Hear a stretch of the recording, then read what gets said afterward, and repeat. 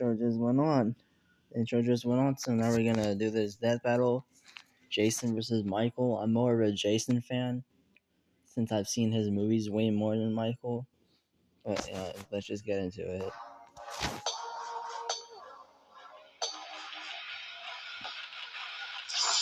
That's cool. Prepare yourselves. It's time we tell the tale of Crystal Lake's masked murderer, Jason Voorhees, and the horrifying boogeyman of Haddonfield, Michael Myers. He's Wiz and I'm Boomstick. And it's our job to bring terror and fright on this Halloween night on Death Battle. Within the woods of Crystal Lake lurks a killer, buried but not dead, doomed to rise from the grave and slaughter those who live and love, if you know what I mean. This is the curse of Jason Voorhees. Rumor has it he was a deformed child, bullied and harassed all of his life, only cared for by his single mother. But not even Mama Voorhees could save Jason when he tragically drowned at Camp Crystal Lake. Or did he? Over time, Crystal Lake became wrought with strange disappearances and violent deaths, including the camp counselors who should have been watching Jason when he drowned all those years ago. Someone, or something, was out for vengeance. And yet these harrowing murders were committed by none other than Jason's own mother, Pamela Voorhees, seeking revenge against those who neglected her child, dooming him to his terrible end. That actually makes a lot of sense. Good for her, I guess. However, even after her killing spree was cut short, the deaths continued.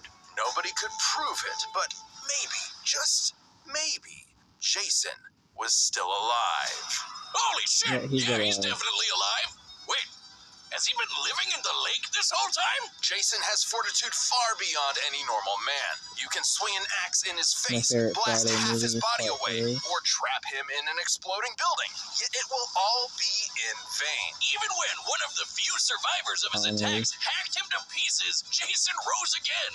Seriously, this happens a lot. Nobody knows the true source of his unkillable nature. Some say it's an indigenous curse. Others say it's the Necronomicon. And some even say it's a hell worm.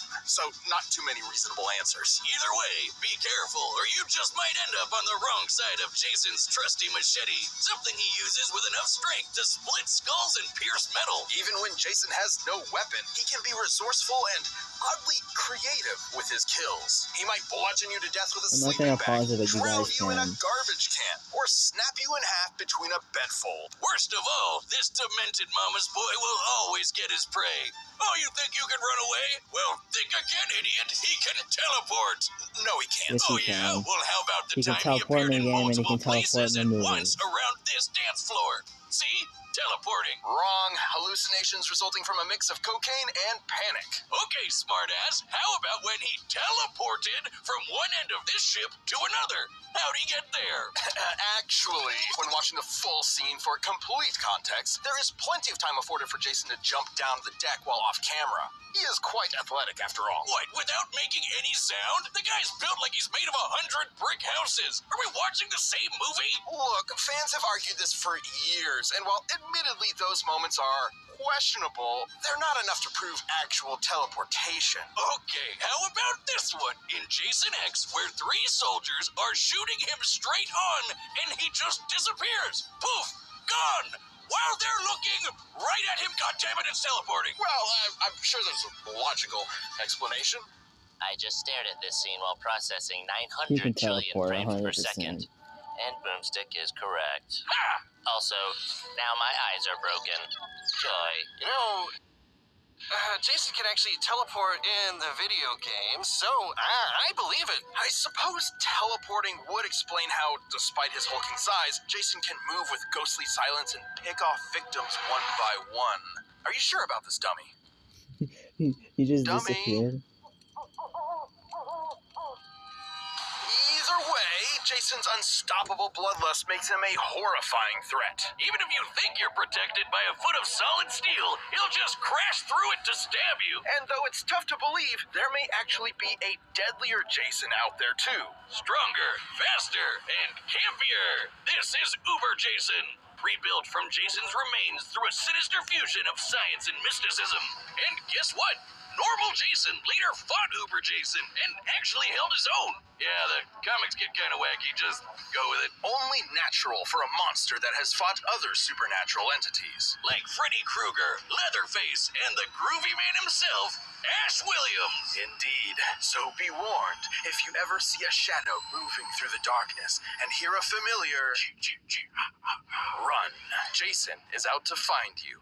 And chances are, you are not leaving I would alive. not survive him at all, even though he's my favorite horror character. On a bleak Michael Halloween comes night, second, Michael though, Myers was born into the world as a seemingly normal child. However, beneath his pale, blank face hid something dark, something evil. How evil? Well, he stabbed his sister Judy to death when he was just 6 years old.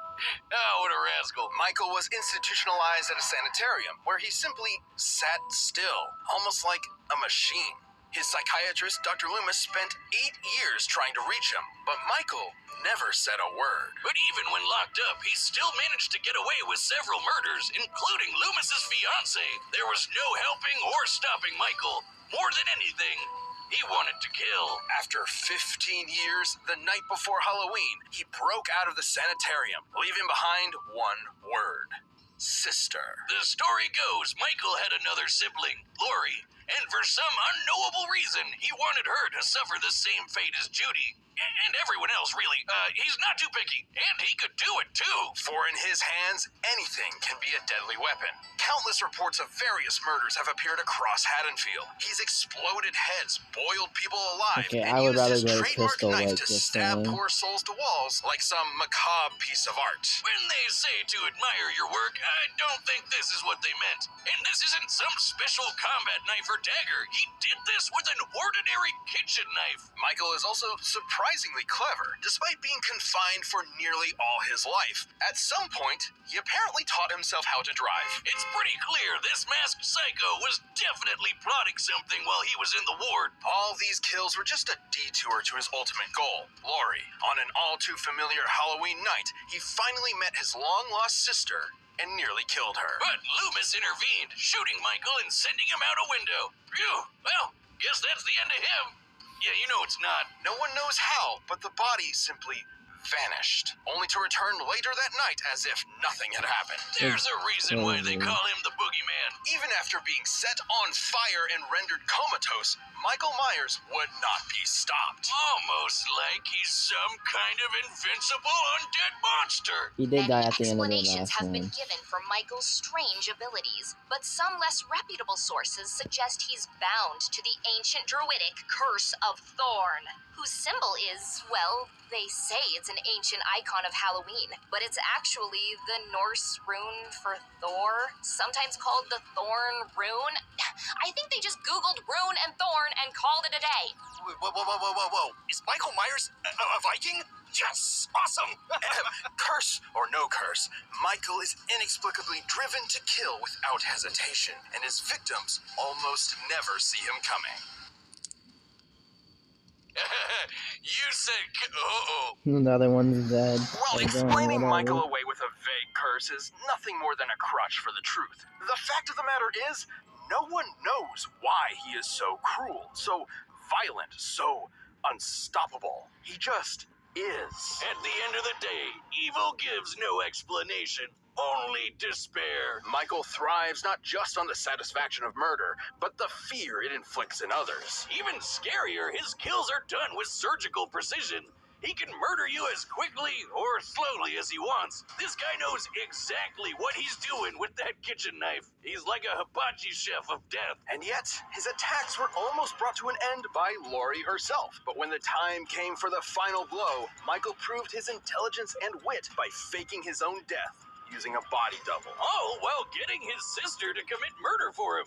Honestly, I'm kind of impressed. He's also either impossibly sneaky or he can use teleportation, because he once moved through a yard full of motion sensors without setting off a single one until he wanted to. Look at this. There's just no stopping him. Fill him full of bullets, Michael will come back ready to rip off your head. Put him in the center of an exploding church, he'll survive and go on to kill dozens more people, just for dramatic effect. It was this relentless evil that made the people of Haddonfield go ballistic and band together to end Michael Myers once and for all. Unfortunately, the town would soon realize that was just not possible. Any ordinary person would have been long dead after what he experienced, but he took all of the town's punishment, got right back up, and went right back to doing what he does best. And you know what's the creepiest part about all this? They never caught him. He's still out there looking for his next prey, I assume. So every Halloween night, lock your doors, turn off your lights, and pray you'll make it to morning. Because the boogeyman is real, and his name is Michael Myers. This episode of Death Battle is sponsored by I'm just gonna skip this part. You can finally cross as little as 3 because this part's not really useful. It feels like accomplish your goals for depression or even back out there. The therapist in your first month. That runs free. Let's see which monster will stalk another of your first month. That's I just skipped it a little bit. All right, the tales have been told and terror runs free. Let's see which monster will stalk another day. It's I hope Jason for wins. a I hope. spooky death battle.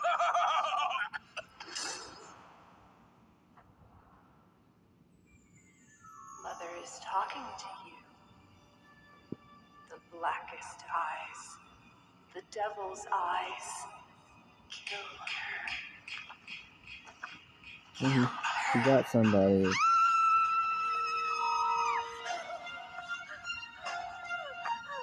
I just like how they're just using the game version of the Friday the 13th guys. Why would you just stand there?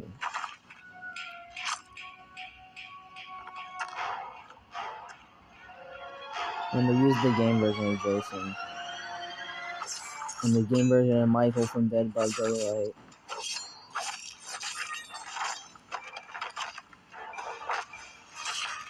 But Jason's losing already, though.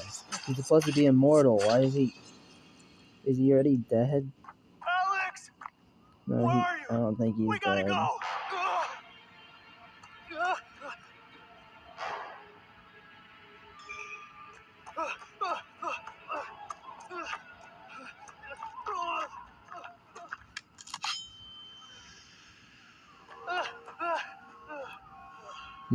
There's Bugsy. Michael's probably gonna sneak up on him or hit him or something.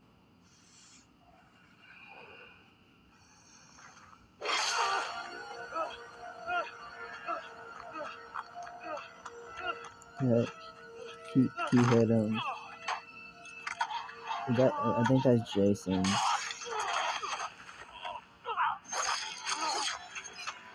He's out running, dude. Bugsy's probably gonna get killed. Right about now.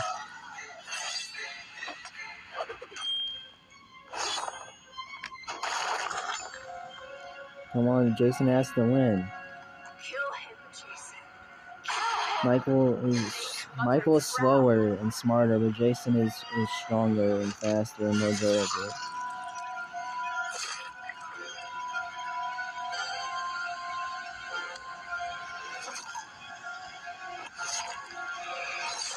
Yeah, okay. I think, yeah, Jason definitely won that one.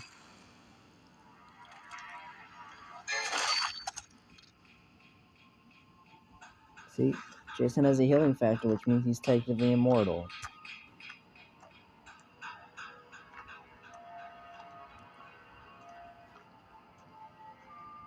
Jason walked out alive, of course. Michael had no chance. Oh, okay. Are we sure he's dead? Can't be too careful with these guys. Michael Myers won't be rising from the grave this time. Jason was too much for him. The stories may paint these slashers as unstoppable, but they do have limits and can be understood. To Michael's credit, he could match Jason in a lot of ways. Both were experts in methods of killing, and both could totally teleport. Theoretically, though if both of them really could teleport, then neither had an advantage in that regard. So teleportation deniers can rest easy knowing it wasn't really a factor here. Even the explosions they both survived were similar in size and destructibility. But Jason held the edge with his superior endurance and healing. Michael faking his death with a body double was clever, but he did it because he explicitly could not survive something like decapitation. We all know or that getting Michael was half gonna his lose. torso blown off. But Jason could. He also had more experience fighting other supernatural enemies like Leatherface, Freddy, and his uber self. So I doubt Michael could have surprised him with something he's never seen before. And Jason was just as strong and vicious as Michael, if not more. Yep, So Jason given was the stronger difference than in Michael survivability, anyways. he had a much better chance of striking Michael down first. In a battle between two unkillable monsters, it's only natural it would come down to who was more unkillable. After being ripped to pieces, Michael could now rip in peace. Right, Jocelyn? Jocelyn? Hello? He's behind them. The winner, Jason Voorhees. Woo! Thank you for watching. We all know that Jason was gonna win. Like, come on. Alright, well, that's enough for tonight. I'm really tired, but subscribe if you're new, please. Bye.